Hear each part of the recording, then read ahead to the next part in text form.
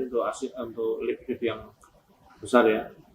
Jadi begitu ada kejadian dia akan dievakuasi dari atas.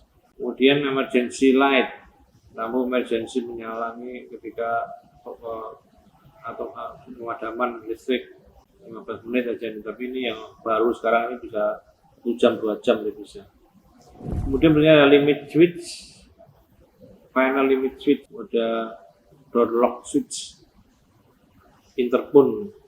Interphone ini penting ketika jadi jam ataupun macet di dalam lift itu kita bisa pencet, kemudian ada gambar telepon juga, bisa komunikasi dengan maintenance atau teknisi yang ada di luar daripada lift itu.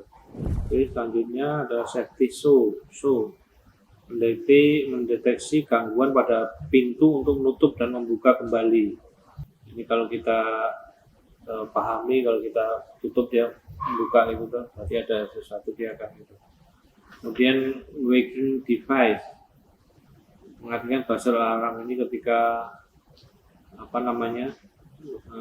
di dalam sangkar itu isinya terlalu banyak dia akan bunyi.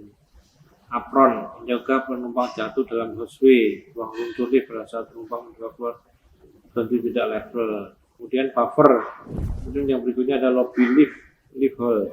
Ini ruang yang bebas yang terletak di depan pintu lift, tombol lantai, hall button, saklar parkir switch, ya mau berhenti ada itu, saklar kebakaran ada, kemudian aktifkan fungsi fireman control, petunjuk posisi daripada masing-masing kereta. Itu ada konstruksi tali baja tarik.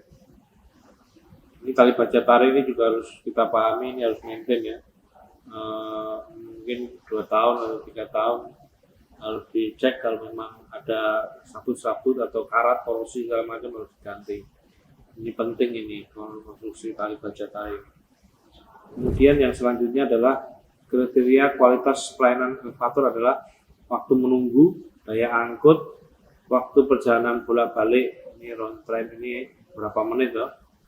Kalau pernah pergi ke hotel yang berbintang itu, dia punya lift kecepatannya luar biasa. Waktu menunggu interval waiting time untuk menunggu bangunan komersial dan kantor sekitar 30 detik. Waktu menunggunya nih. Waktu menunggu lift masing-masing gedung untuk perkantoran 25, 45, apartemen 50, 20, hotel 50, 70, asrama 60, 80. Waktu minimum pengosongannya ada juga. Kemudian daya angkut lift, handling capacity. Ini bisa kita hitung ya.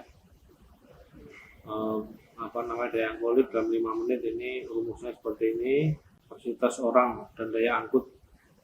W itu waktu menunggu waiting time, kemudian jika dari satu lift maka waktu menunggu waktu perjalanan bolak-balik M sama dengan 5 kali 60 kali M per T.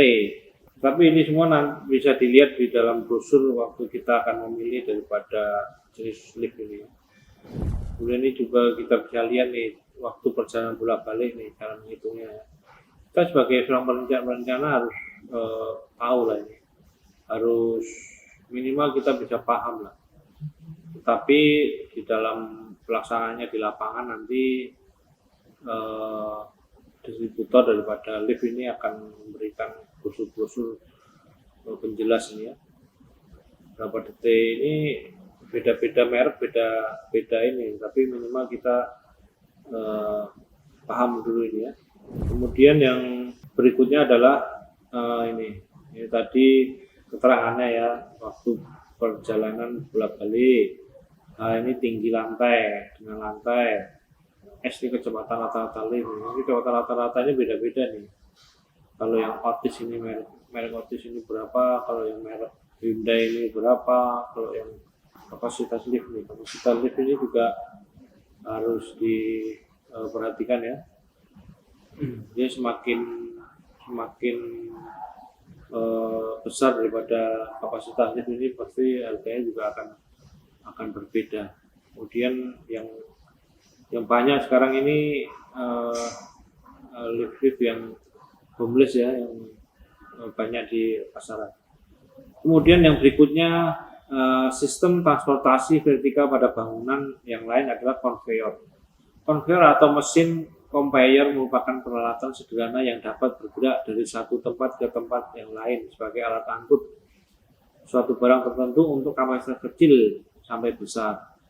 Ini kapasitasnya bisa besar ya, kalau kita di bandara ini besar, kalau di pabrik itu kecil-kecil juga ada.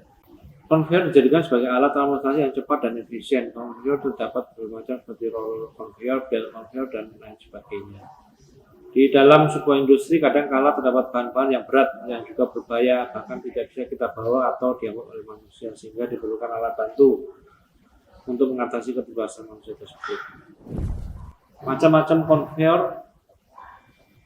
berikut ini adalah kualifikasi bisnis conveyor yang sering digunakan, antara lain: satu, roller conveyor. Pengertiannya adalah merupakan spesifikasi dari conveyor yang menggunakan roller untuk mengangkut barang. Dalam perpindahannya, roller conveyor memanfaatkan daya gravitasi, namun ada juga yang ditarik atau didorong. Ini untuk roller conveyor. Kemudian belt conveyor. Pengertian conveyor belt: pada dasarnya belt conveyor memiliki bentuk yang sederhana seperti namanya, conveyor belt, dilengkapi dengan adanya sapu yang dapat menahan benda-benda padat saat diangkut. Ini dia dicepit gitu, mungkin pakai bel ya. Conveyor belt. Conveyor belt atau sapu terbuat dari berbagai macam jenis tergantung daripada sifat benda yang akan diangkut.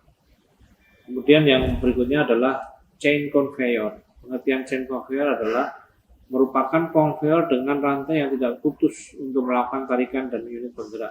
Chain conveyor atau mesin conveyor rantai merupakan cocok untuk menahan debu. Penyilangan kecil ini untuk itu ya, untuk industri ya, untuk bawa botol atau membersihkan botol atau apa, itu dia pakai conveyor. Kemudian screw conveyor. Screw conveyor adalah alat angkut bahan yang paling tepat untuk bahan padat bertekstur bubur dan halus, seperti namanya screw conveyor dengan alat terbuat dari pisau berpilin.